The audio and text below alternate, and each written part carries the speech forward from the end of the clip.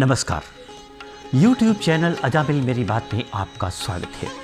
पिछले एपिसोड में हमने चर्चा की थी नाटक के आलेख और किसी नाटक के चयन को लेकर के कि रंग संस्थाएं का चयन कैसे करें और इसमें क्या क्या हमें सावधानियां रखनी चाहिए, इसकी चर्चा हमने की थी।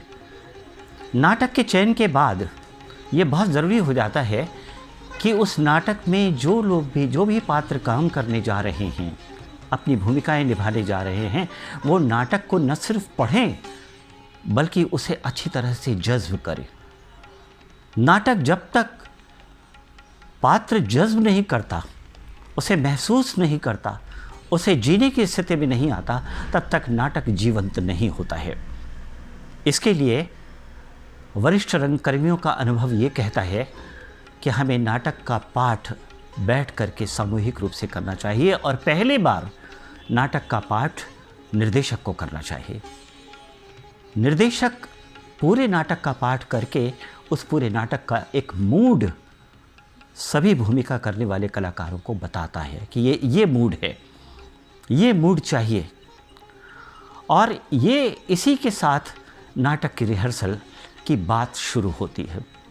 कास्टिंग करते समय ये हमेशा ध्यान रखना चाहिए कि हम किसी भी तरह का कोई समझौता ना करें।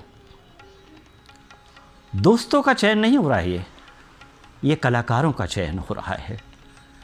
इसलिए नाटक के पात्रों का चयन करते समय ये ध्यान रखिए कि पात्र जैसा डिमांड कर रहा है, हमें कदकाठी में नाटक की भूमिका निभाने वाला कलाकार वैसा ही मिले, उसकी आवाज़ वैसी ही मिले, उसका उठना बैठना चलना सब कुछ वैसे ही मिले।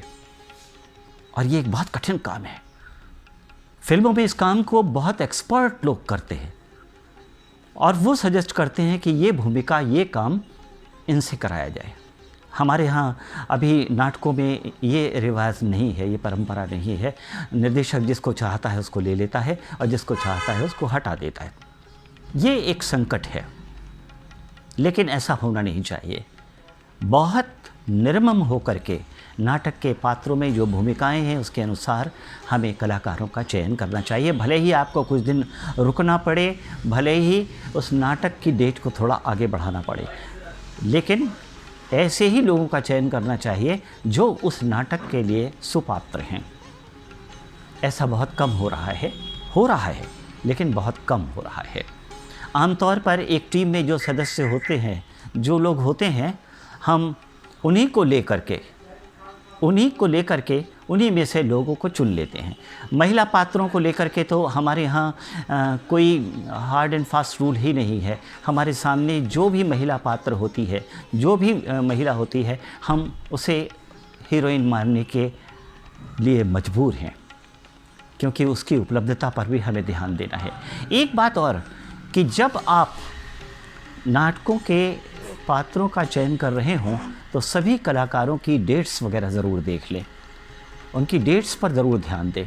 क्या वो उतना समय दे सकेंगे? नाटक की तैयारी में आपको कहीं आगे चलकर जल्दबाजी तो नहीं करनी पड़ेगी। वो कितना ज़िम्मेदार कलाकार है और कितना लापरवाह है, ये सारी चीज़ें हमें देखनी है ना।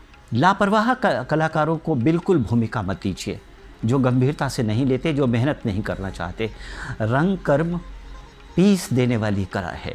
इसमें पीसे बिना, इसमें काम को सीखे बिना, है ना, इसमें बिना अभ्यास के मंच पर जाते ही आप पता चल जाता है कि आप एक अनाड़ी कलाकार हैं। इसलिए ये बहुत आवश्यक है कि हमारे जो निर्देशक हैं वो बहुत निर्मम होकर के भूमिका के लिए, नाटक में भूमिकाओं के लिए कलाकारों का चयन करें और हमेशा इस बात की कोशिश करें कि उसके पास समय है कि नहीं है।